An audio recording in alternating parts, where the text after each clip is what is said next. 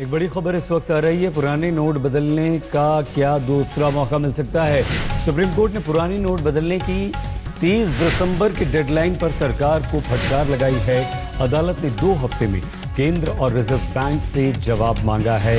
पूछा है कि अनुषा सोनी हमारी संवाददाता इस वक्त हमारे साथ। अनुषा, क्या ये फटकार है, क्या ये डेडलाइन है, किस तरह से सुप्रीम कोर्ट ने सरकार और आरबीआई दोनों को क्या कहा है?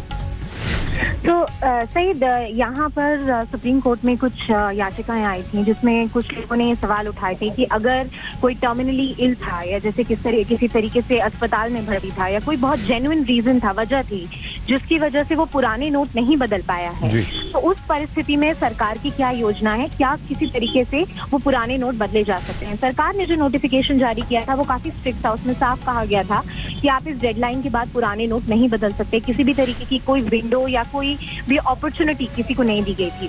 मुख्य न्यायाधीश चीफ जस्टिस इस बात से काफी नाराज थे। उन्होंने काफी कड़े शब्दों में निंदा करते हुए ये कहा कि अगर सरकार इस पर कोई सही कदम नहीं उठाती है तो कोर्ट को ऑर्डर पास करना पड़ेगा। और ये वार्निंग देते हुए उन्होंने 2 हफ्ते का टाइम दिया है केंद्र और रिजर्व बैंक को कि वे कोई ना कोई विंडो या कोई तरीका अपनाएं जिससे जो जेन्युइन केसेस हैं उनके ग्रीवेंसेस को एड्रेस किया जा सके। अनुषा, एक कंफ्यूजन है, उसे भी दूर कर दीजिए हमारे दर्शकों का।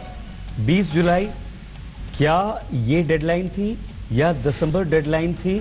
और क्या सिर्फ जो एनआरआईज थे उनके ही नोट आरबीआई बदल रही थी या देश के जो लोग हैं उनको कोई राहत अब मिल सकती?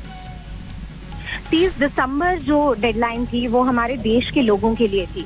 जो मोस्टली जो बैंक थे, इवन रिजर्व बैंक जो दिल्ली की ब्रांच में भी थी, याचिकाओं में ये कहा गया है कि 30 दिसंबर के बाद वो नोट नहीं बदले गए। सरकार के ऐसे कई नोटिफिकेशंस रहे हैं जिनमें कन्फ्लिक्टिंग स्टेटमेंट्स रहे हैं सरकार के, कि कह रहे थे किसी नोटिफिकेशन में कहा गया कि वो बदल सकते हैं, फिर दूसरा आया जिसमें कहा गया कि नहीं, आप 30 दिसंबर के बाद नहीं बदल सकते। तो ये भी एक बड़ा सवाल है कि कब तक लोगों को ये अपॉर्चुनिटी दी गई कि वो पुराने नोट बदल सके। आज लेकिन अब कोई राहत नहीं है अनुषा, या कुछ कहा है इस बारे में अदालत ने? इस समय कोई राहत नहीं है। इस समय कोई भी राहत नहीं है। और जो जुलाई की डेडलाइन है वो सिर्फ एक एनआरआईज के लिए दी गई हुई डेडलाइन है। आपके और हमारे लिए जो लोग इस देश में रह रहे हैं उनके लिए वो डेडलाइन नहीं है।